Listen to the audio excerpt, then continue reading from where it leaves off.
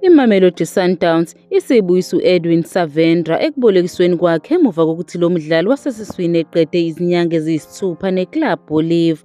Lo mdlali oneminyaka engu-28 ubudala wasayina neMamelodi Sundowns maphakathi nesizini ka-2021-2022 kodwa wabhekana nobunzima bokuthola indawo yokuqala eqenjini.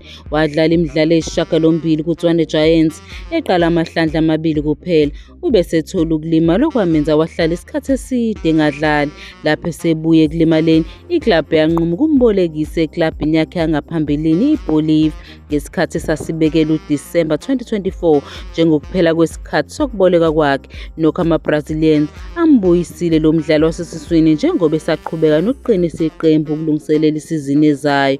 iClub Bolívar ibika ukuthi u-Edwin Savendra ukubolekiswa kwakhe izinyanga eziyisithupha sekuphelile. Iqembu leMamelodi Sundowns selicela ukuthi abuyiselwe esikhundleni ngaphakathi kwesizini. Kusho isitatimende seqembu, babe sebefisela u-Edwin impumelelo enkulu kulesi sigaba esisha somsebenzi wakhe, besho nokuthi bayakwazi ukuzinikela kwakhe ngesikhathi enabo futhi bayaqinisekisa ukuthi uzoqhubeka nokwenza kahle emsebenzini wakhe.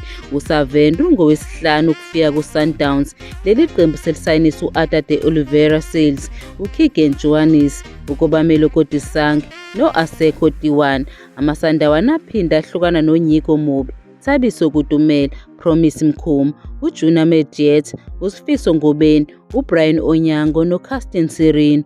uThabang Sibanyoni beno-Etiosa Ighodaro babolekiswe kuRichards Bay FC. Bobabili laba badlali bebebambe iqhaza ku-KZN Premier's Cup ebisolundi ngempelasonto. uLuvuyo Phewa naye ubolekisiwe kwiqembu lamaZulu ngemuva kokubolekiswa kwiCape Town Spurs ngesizini edlule.